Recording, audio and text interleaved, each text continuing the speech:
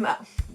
I was not expecting to do a recently acquired books before like the end of February or the beginning of March, but it is January 31st and I have already acquired quite a few books. This is the first year that I am logging books that I've acquired, so I have a spreadsheet that tells me when I got the book, where I got the book, and if I paid for the book, how much it cost, and I am tracking that throughout the year, and I'm going to share my findings with you here. I have 14 books here that I logged, and I have 3 books that came in December after I was done acquiring books for 2021, but I still acquired them, and then before I started logging books. I'm going to talk about all those books now because I'm already thinking ahead to March when I'm going to start clearing off my TBR shelf. March is TBR month for me. This video probably won't go up until the end of February or the beginning of March, and I want to make sure that the books that I have acquired are recorded somewhere, and so that when I go through my TBR shelf, which is there, I will be able to see what my newest books are. We can go through the TBR that way. So let's start with the 3 books that I acquired in the end of 2021. Ursula K. Le Guin's The Last Hand of Darkness. This is a classic sci-fi. I know that Alexi Michelle really likes her work. I thought we already had this one, so I picked it up from a little free library because it was a nice copy, but then I double checked to see if we had it or not. We do not have this one. We have one of her other famous ones on our bookshelf, so I decided to keep it. Next, I picked up The Club by Takis Werger. I picked this book up at a little free library because it looks like a romance. Doesn't it look like a romance? And I had just read Well Met, and I was kind of jonesing for a romance, and so when I saw it, I was like, oh, that looks like a fun, maybe academic, maybe rich person romance, so I thought I would pick it up. It turns out that it's actually dark academia, and it's by a German author, so I was actually really intrigued by it. It's quite short. I don't know when I would get to this one, but I thought it was interesting. The last book that I picked up in 2021 was The Catcher Was a Spy, The Mysterious Life of Mo Berg. And I'm just kind of a sucker for baseball books recently. I haven't read a ton of them. I actually DNF'd Ball 4. I was really enjoying it, and I will go back to it at some point. I have a little stash of baseball books, and this one just seemed really interesting, not to mention, you know, Mo connection there. This one will go in my baseball book section. On to the books that I have acquired and logged. I'm not putting these in order. I'm just grabbing them. I picked up Murder at the Brightwell by Ashley Weaver from a Goodwill, and it was $2.49. I picked this one up because I remember the cover, and when I first started Booktube, somebody mentioned this book, and they mentioned really liking this historical fiction mystery, and I had it on my want to read list. I'm glad that I spotted it, and I'm glad that I was able to get it, and I have plans to read this for a vlog in March. Maybe we'll do all the books that I bought and then all the books that I got at little free libraries. That's a good organization. The Lady and the Panda, which is by Vicky Constantine Croak, is the true adventures of the first American explorer to bring back China's most exotic animal, which is a panda. And this is a nonfiction book that I got at the Salvation Army. It seems like it's probably going to be quite problematic. It seems like this is an affluent white woman traveling to China and probably, you know, stealing animals from them. It was written in 2005, so I imagine that this could be quite dated in language and idea, but it did seem like a really interesting story and one that I wanted to give a try. Next, I picked up Lakewood by Megan Giddings. This is on my 21 books that I found out about in 2021 that I want to read in 2022, and I got this from a used bookseller online. I really am interested in this one. It's longer than I thought it was going to be, but this is about a young Black woman who enters into medical trials to make money for her ailing mother's health costs. It sounds really dark and creepy, probably some body horror and some hard topics, but I definitely want to get to this one soon. At a Goodwill, I got Agatha Christie's At Bertram Hotel, and this is just a great cover. I don't know if this is a, oh, it says a Jane Marple. So if this is a Jane Marple mystery, this cover is amazing.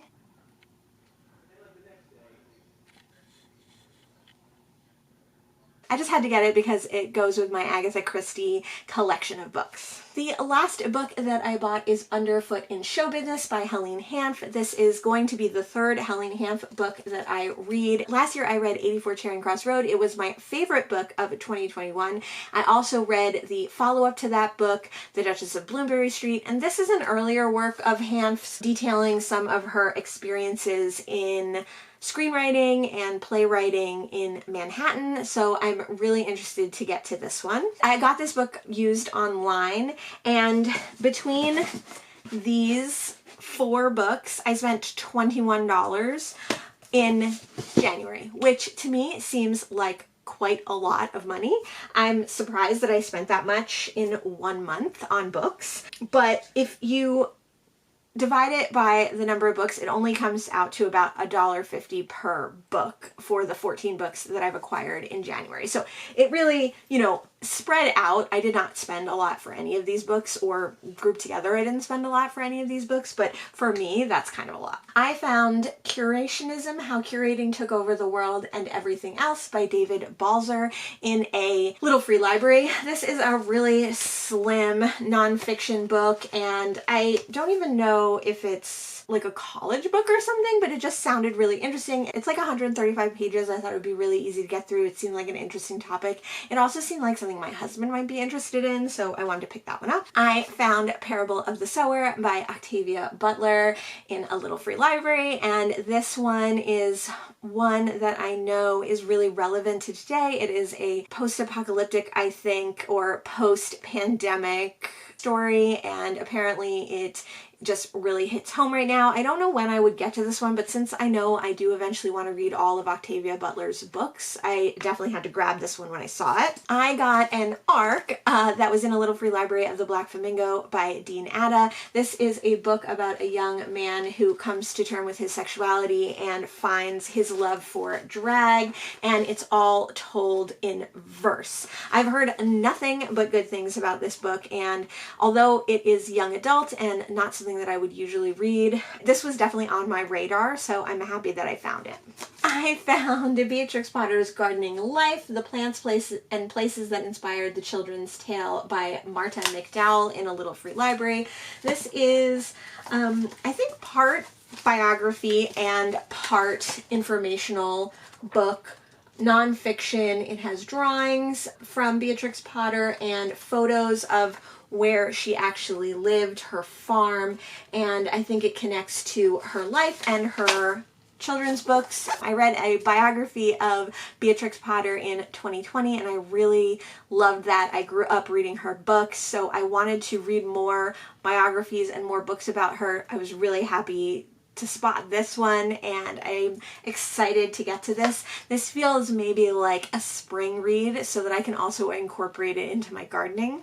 The first book that I found in 2022 was Bill Bryson's I'm a Stranger Here Myself. Bill Bryson is a nonfiction author. He writes travel writing and memoirs, and this is a memoir about him returning to America after having lived in England for over 20 years. Now, I read the book that he wrote about the last of his time in England, then the last trip that he took around England, and I hated it. So I'm interested to see if this one, which was written a little bit later, can redeem him in my eyes. Like I was saying, I read Well Met last year, and I really loved it, and I was looking for some romance. I found The Unhoneymooners by Christina Lauren in a little free library. I have no idea what the plot of this book is. I just know that it's a well-loved romance. I assume it has something to do with a bride and groomsman, or a best man and a lady, what is that called?